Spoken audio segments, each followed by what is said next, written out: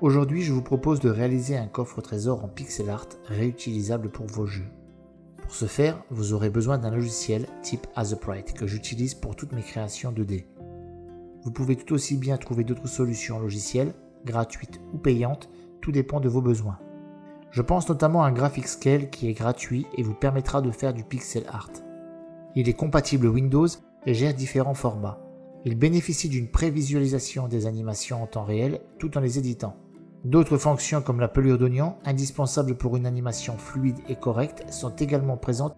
Maintenant que nous avons vu les prérequis, passons à la réalisation de notre coffre au trésor. Une fois sur Aseprite, je commence par créer un nouveau document en choisissant une taille de canvas. Pour ma part, j'ai opté pour une taille de 16 x 16 pixels. Ainsi, pour tous les éléments quels qu'ils soient, personnages, décors, objets, j'appliquerai la même taille pour tous. Donc je choisis une taille de 16 pixels de largeur et je réfléchis en amont pour décider si j'ai besoin de plusieurs variantes de l'objet. Dans le cas ici présent, oui, j'ai besoin de 3 formes différentes pour le coffre. Il me faut une version fermée, un coffre ouvert et un coffre abîmé. Il est très important de consigner cela avant de passer à la réalisation. Au final, je vais opter pour une taille de 16 x 48 pixels. Donc à noter qu'il n'y a pas de meilleure méthode que d'autres.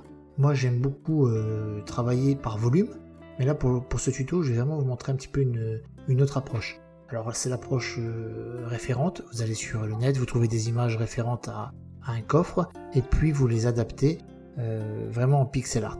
Donc là c'est ce que j'ai fait. J'ai dans un premier temps, commencé à donner une forme générale à mon objet, vous voyez.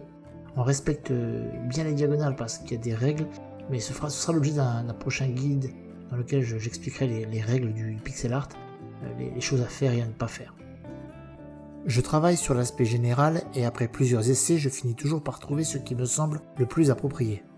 Notez néanmoins qu'il est tout à fait possible de trouver une forme qui convient dès le premier jet. Pour ce coffre, je cherchais un aspect noble, avec un verrou et un éclairage aux 3/4 vu de l'avant. J'ai donc réalisé ce modèle qui servira pour la prochaine vidéo parlant des variables, chapitre indispensable pour apprendre le développement. Une fois la forme terminée, je mets un aplat de couleurs qui sera à la base.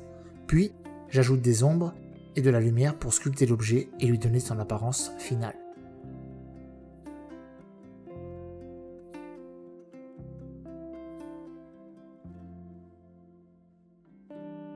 Une fois le coffre terminé, je prépare la version ouverte de ce dernier. Rien de bien sorcier ici non plus.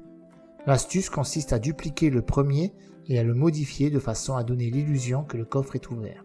Sans oublier bien entendu d'ajouter les ombres et les reflets de lumière qui conviennent.